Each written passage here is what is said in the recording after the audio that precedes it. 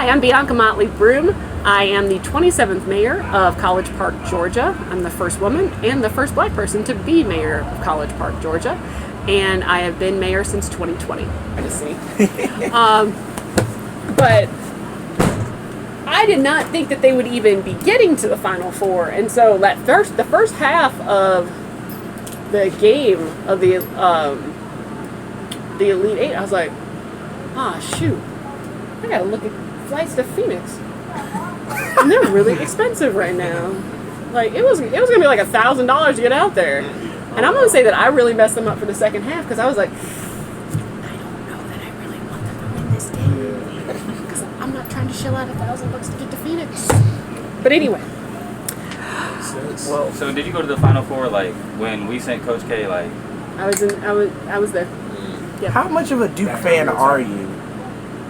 I mean, I don't know. I mean, I'll drop stuff and go. Okay. I mean, And it was just undergrad though. Yeah. Okay, Yeah. so that really counts. But but nobody cares about grad school. Nobody roots for their grad school team. what do you mean by that? I mean, but if you're not like a double Duke Oh, grad right. Okay. Yeah. so like it can be washed away. Yeah. is what No, I'm saying. no, sir. No. Well, Yeah. I was standing there when Coach K grabbed Mickey's hand and they walked off the court for the last time. And then I was rooting for Kansas. Courtesy of us. Thank you, Caleb. Well, we thank you so much for joining us. Sure. I'm not sure. Do I need to put that on? No, we okay. have you recorded there. This okay. is sound here. Are we good with that there? Or does it need to be closer? Yeah, okay. Right. We're with the Union of Black Men at UNC. Okay. We are also all men of Alpha Phi Alpha Fraternity Incorporated. Okay, so this is a partnership with Alpha Phi Alpha and their initiative, A Voteless People is a Hopeless People. And then I'm missing one, aren't I? Black Voters Matter. And that's a big one. They provided us with a lot of support. Fantastic. And so what we're doing, we're doing a coast-to-coast trip over the next 17 days. We started in North Carolina. We're going to Birmingham tomorrow. Excellent. You can see my mom. Yeah. I just saw her this morning. She just went back home. Okay. Wow. But anyway. But we are going around trying to raise voter awareness, specifically with 18 to 25-year-olds. But obviously, You're going to decide this election. Yeah. And you have the power to. You really, really do. And I know. Sorry. Go ahead. I interrupted you. No, that's great. That's great because so without wondering your experience in politics, it's our understanding that this is the first year that this Juneteenth celebration has happened here. Correct. And it's an all-black council. It is. And so I'm curious as to sort of the behind the scenes to make this happen, especially under your chairship of the council as well. Well, 2 years ago, no, Juneteenth is, as a federal holiday. This is the third year, right? Fourth. Okay, so when it became a federal holiday, we adopted it as a holiday in College Park.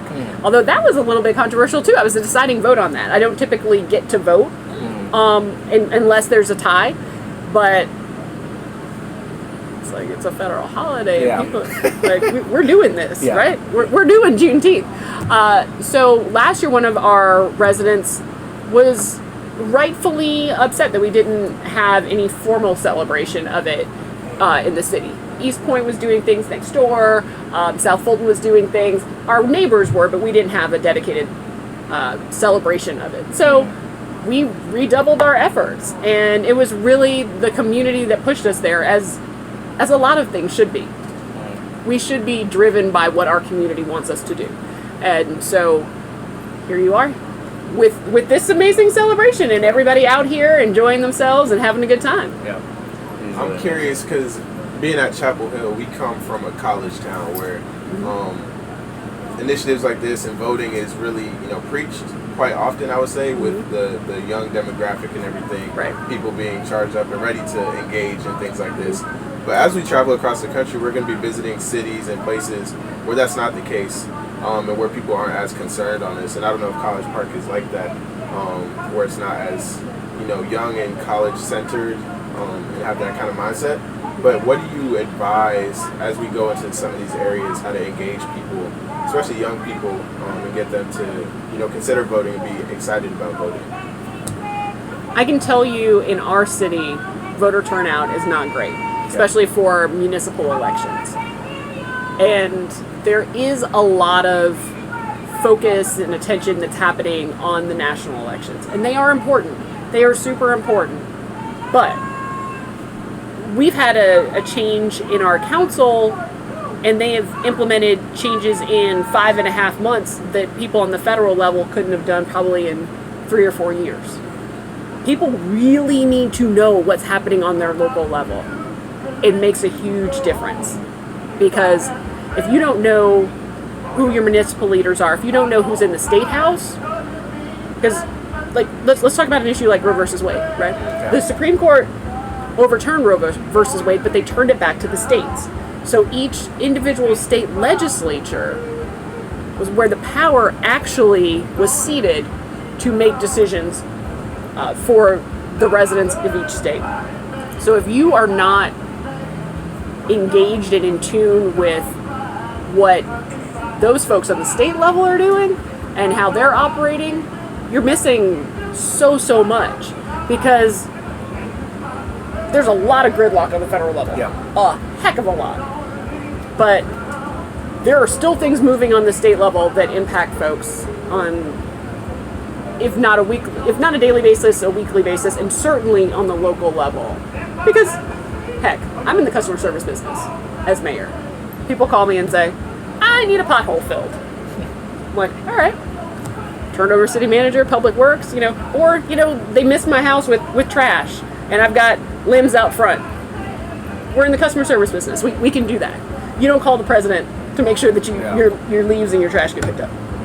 That's what we do, and that's how we can really impact some things on an important level. So that's like 4 or 5 years. You will be together like 40 years from now. Like this experience, it will be one that you look back on and be like, remember when we went across the country? You remember that little gas station we went to? There's gonna be something. Anyway, okay. There may be some fighting too. That's fine. You'll get over it. It'll be fine. Like, if it breaks down in the middle of the desert and you're like kicking tires. That would do it. That would do it. I'm not gonna put that. No. That would actually do it for me. Walking across America back. No. Okay, I'm sorry. Go ahead. I'm curious. The 2024 election cycle, obviously, partisanship and gridlock has built up. Curious as to some of the things that you've heard from the 18 to 25 demographic about. No, I'm not going to the vote. I'm not going to vote. Mm-hmm. The candidates aren't good. Like, what do you say to that? And to add on to that, what do you feel works best with that age group and like getting them out of that mindset? With us, getting them to the polls. Well, I just think every vote matters. I know that in our city. One of our council members lost a few years back by 2 votes. It was 58 to 56. So you tell me every vote doesn't matter? President Biden won this state by 11,000 votes. There are 159 counties in this state, and I don't even know how many millions of people now, right? I mean, I think it's like we're like 8 million people in the state of Georgia, but somebody's gonna have to fact check me on that part. Regardless, if you break that down and you really look at what that looked like per county, that is somebody who said, oh man, you know what, I had to get all those groceries and I just didn't get to voting. I mean, that is the difference between one person in the White House and not another. That is the difference in the policies that people care about, either moving forward or moving backwards. So I think no matter who you are, there's something that you care about that's going to be impacted in 2024. So, and plus for the future, goodness gracious, just you are on the cusp of all great things in your life. You're going to do amazing things. I already know this. And your 20s are for you to figure out what you don't want to do.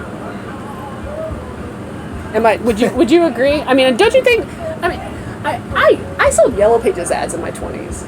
I was a terrible Yellow Pages ad salesperson, I and haven't heard that in so long. I know, Yellow right? Pages. Exactly, right. I Yeah. left because I knew it was a dying business. Not really. I just sucked at it. But it's sort of, and I went to law school instead. But Law school. What type of law? That's okay. Alternative. yeah, I mean, it was a Yellow Pages sales or law school. I went to WashU. I don't. WashU.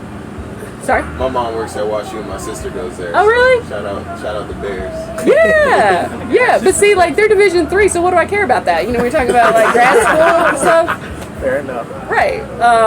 But St. Louis is a cool place. I enjoyed my time there.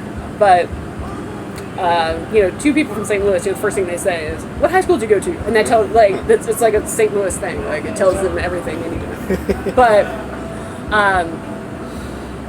I don't even know what I was telling you about last. Yeah, Where were we? I'm curious for both of you guys being born and raised here in Georgia, in the Atlanta area, what comments or questions you might have about the College Park area and just like how voting has impacted your lives here, and how you think the general area and climate is doing with that. And then also, how was it like with Herschel Walker and Raphael Warnock and then Stacey Abrams? Like those big names. Like how was it being in the state of Georgia during that time? Well, I'll say that during like that time, of course, I was up at school, but like I still had to like come back down. Like it's kind of a hassle. I make sure to do it, but I had to come all the way back down to vote. And like a lot of it was, especially I can speak for a lot of like the younger generation, especially because you see it on social media and people are like making jokes about it and stuff like this. The propaganda that's put out and like the ads that are put out make it very apparent what's going on, but it also makes the younger generation want to shut down about it, because it's very, very overwhelming to see two parties like going at each other like this, and the stuff that they put on the ads and stuff that's being put out, it's very intense, and it's like everything that like occupies the media during that time, and especially with like when Stacey Abrams was running, First time or second time? it was the second time, seeing everyone try to like rally for it and support for her, and then like still not get the result that like a lot of us were hoping for, was also very discouraging, and like it made people feel like their vote like it wasn't like working anywhere, like we didn't have a chance, especially like from that point of view or like our point of view. So that's like what I see. It was very, very intense and hostile, which made a lot of like younger voters want to shut down, and like I don't want to deal with this until I'm older. But I don't know what Matt's. Yeah, I would say I'm from McDonough, so. Do you know who your mayor is? No. Her name Actually, that's Nathan Deal, but like it's. What? You said the governor? No, your mayor. Oh, No, no, actually, I'm about to no. That's I was about to get to that, but like. Where do you trust the information that you're getting? Like, I mean, social media can tell you a Well, lot. basically, for me, like I'll see stuff that interests me, and then I'll want to like do my own research outside of it. And I gotta see it on C-SPAN.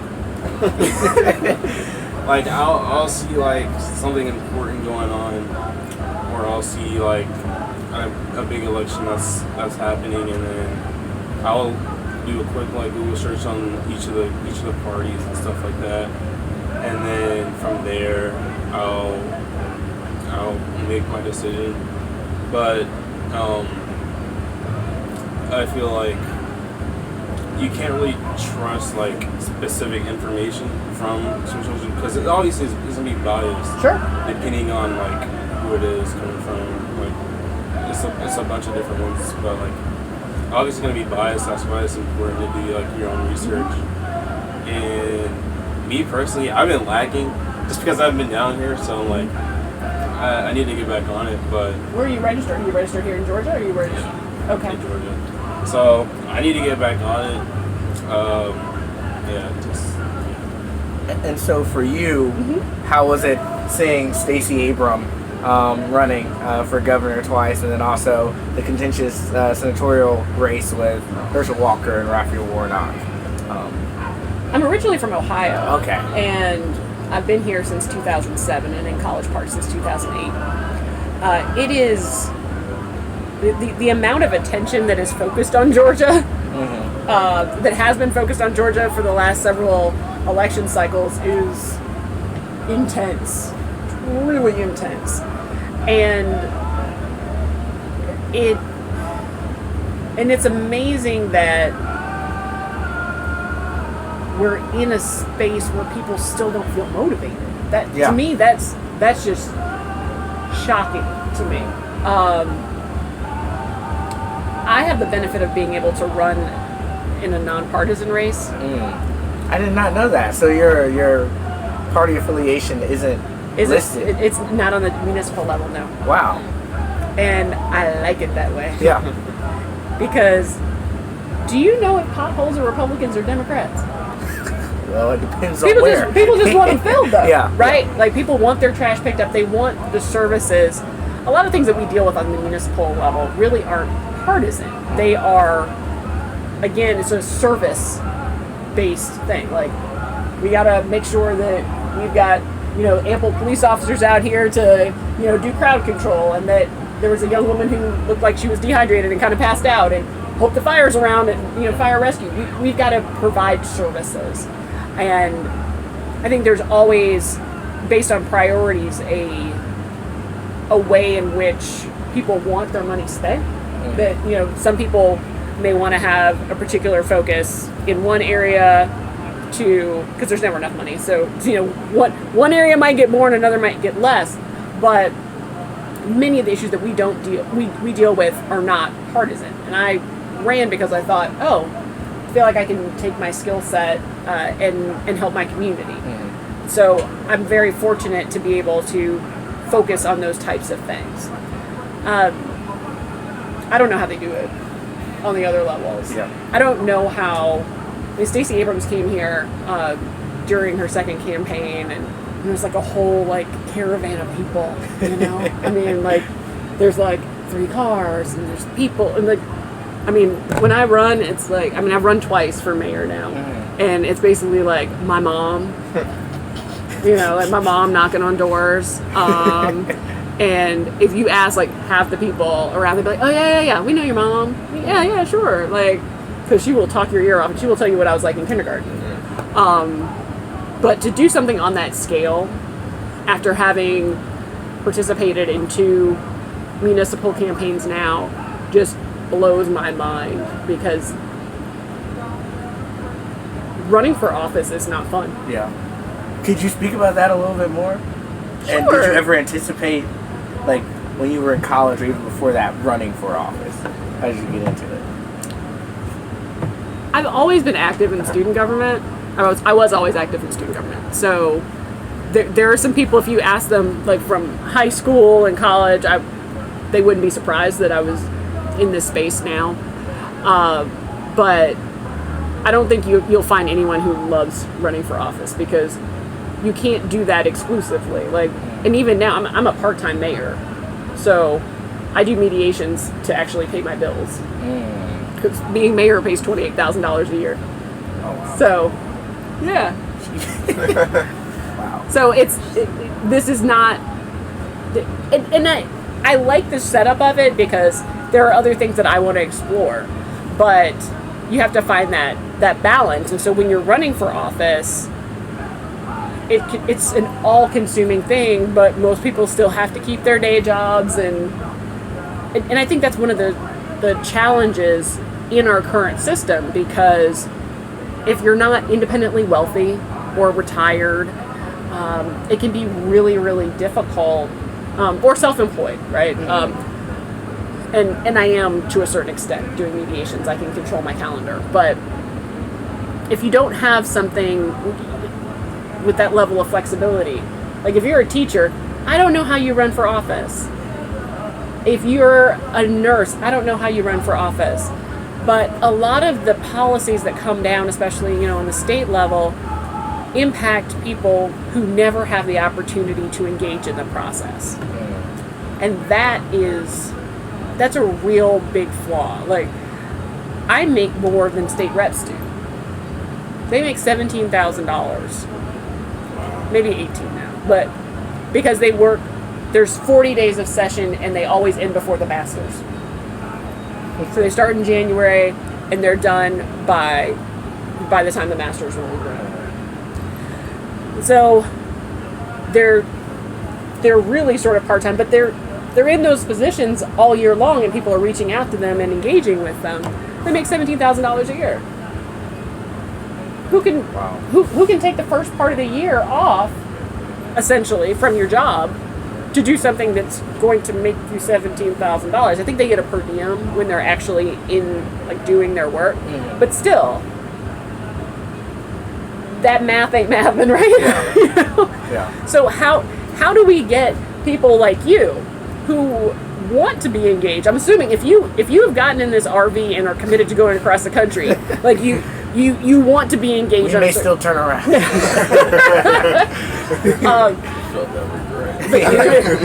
But how do we open access up to a more diverse group of people who have experiences that we should be drawing upon when we're making policy?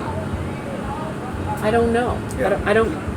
You know, and that's interesting in terms of the segue, because I think earlier we were talking about how young people aren't really engaged in the process, and sometimes like the way that we get information about politics and the different policies that affect us in our daily lives is in a very non-consumable and sometimes overwhelming way, because we're just on social media.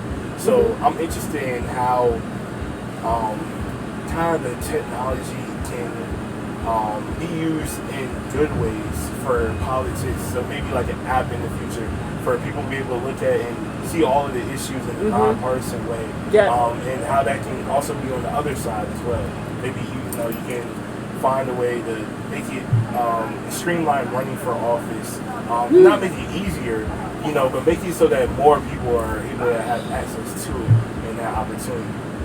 So I think that's very interesting. But do you think that there's a future like that, or do you think that we're too stuck in our ways to even? I hope there is. I think it's too competitive. There's people who don't want that to happen. Oh yeah, So that's there are why I people won't. who pedal off of ignorance. Yeah. That they are not in office now if people actually have knowledge, right? Like, Yeah. Yes. I mean, that's the truth. That I've come to the conclusion that there are two types of people in elected office. Everyone's here to serve. Some of us here to serve others, and some of us here to serve themselves. And I love this job. Absolutely love this job. I think that it is an amazing platform to be able to help shape policy in a good way. And the things that I see in my community around the issues like housing affordability and workforce development and quality education, which there's a building going up outside of this of your home. That's going to provide amazing. It's an amazing springboard for kids who want to start in a number of technical careers. It's going to be opening in the fall. We can help move the needle on some of those things to change the trajectory not only of individuals' lives but families' lives. That's the kind of work we should be doing, in my opinion. I think you will always have some politicians that think like you can slap your face on a flyer and like have this giveaway and like, wait, we've done something. Like, I think anybody can do that, but the policy work to me is what gets me really excited. That we can help facilitate as government some really incredible partnerships that can be game changers, that can help people level up. And sometimes we get there and sometimes we don't. And that's a frustrating part for me because not everybody sees it that way. Yeah. And I kind of thought people did.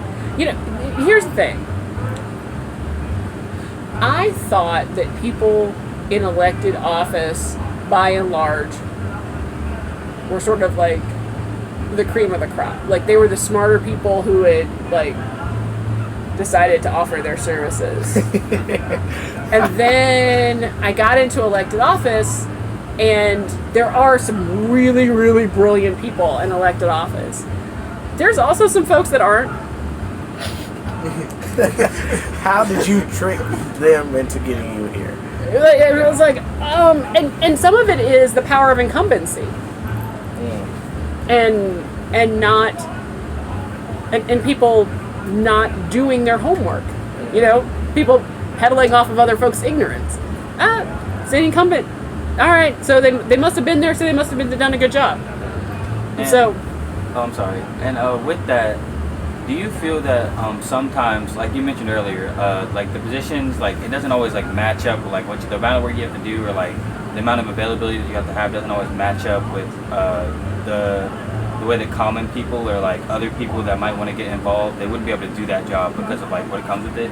Do you think that is part of the issue that keeps certain people in these positions? That it seems like a certain type of person has to be in these positions, and some people just like they wouldn't be able to do it even though they might be good for the job. And it's like it keeps, what I'm trying to say is it keeps like a certain type of person in those positions, which like kind of affects like the way things happen, or like makes an unfair advantage to like a certain group of people.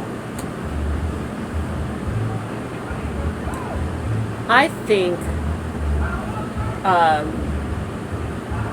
there is most definitely we all walk around with bias, right? Because of our life experience. And sometimes we can't perceive the challenges that other people are facing because we just don't face them ourselves.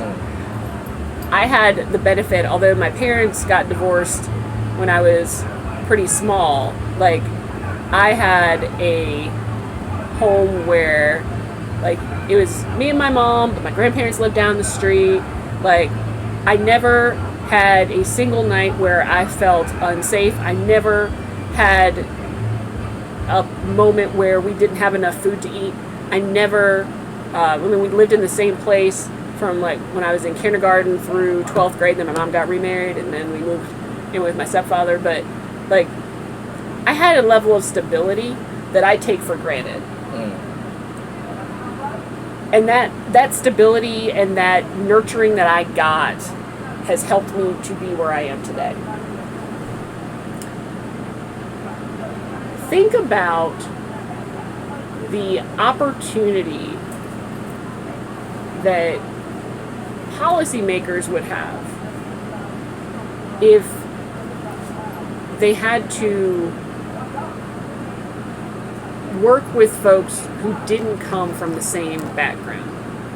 Like I've never spent a minute in foster care, but I know that we don't do enough to support foster kids and the families that are either trying to get kids back and reunify families, or folks who are caring for them. But we don't see people who've been through the foster system serving a lot, right? And so some of those priorities don't reach. Like, people who have experienced homelessness are not typically the folks who are serving in legislatures. And so the voices that we need to hear, there's not avenues a lot of times. And so the people who want to do something about it are not ones who've experienced the issue. And so sometimes that you see that in policy implementation, because what someone thinks is a good idea to solve a problem, if you've never been through the problem yourself, is like it's not gonna align as well as someone who's actually walked that walk. Right? Does that make sense? I don't even know if that answers your question. But the ability for folks, I mean, I think coming from a diversity of lives lived and experiences had just makes us better. Because yes, I mean, like you're not, I mean, and I'm gonna make an assumption here as I sit with you, but you guys aren't going to be championing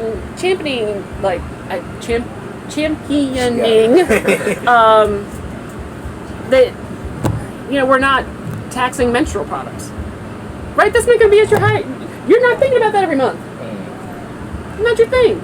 That's not your fault. I mean, that is just your lived experience. And so that's one of the things that some female legislators on the state level have pushed forward, because guess what? It's going to happen every month. And it's going to happen every month. But so why are we being taxed on a medical product, essentially, right? Like, but that's not on your radar, and that's okay. But it's just not something that's going to be an experience that you're like, all right, we got to really handle this. We have an issue in Georgia that there are zones for EMS coverage. Like, we're in the South Fulton zone now. So Grady Hospital has an EMS service, and while we have our own, City of College Park has fire and rescue, and if somebody picks up the phone and calls 911, they arrive, but unless it's a life-threatening emergency, they can't transport to a hospital. They have to wait on the EMS provider for the region, which is Grady. And that gap in time can be 45 minutes. Sometimes what wasn't a life-threatening emergency can be by the time that ambulance arrives. Unfortunately, I had a friend that passed away about a month ago, and it wasn't a life-threatening emergency when our folks arrived, or so everyone thought, but by the time the ambulance arrived, she was passing out and she never regained consciousness. So this is something that's been on the radar of folks in regions where the care has not been as robust as it should be. But it really got a push on the state level when one of the legislators had a heart attack and then had to deal with the issue himself.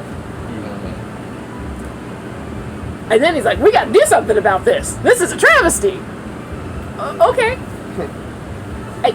Sometimes it takes that lived experience to push an issue to the forefront. So when we don't have voices at the table who have had those lived experiences, we're not going to get that level of attention to detail. And that's why young people have to step up. Who's going to speak about your issues? Who's going to speak about the things you care about if you're not at the table? Policies can help you get there. But unless there's sort of a cohesive vision that you're pushing for as a group, that 18 to 24 group saying, this is our future, this is what we care about, they're not going to be listening.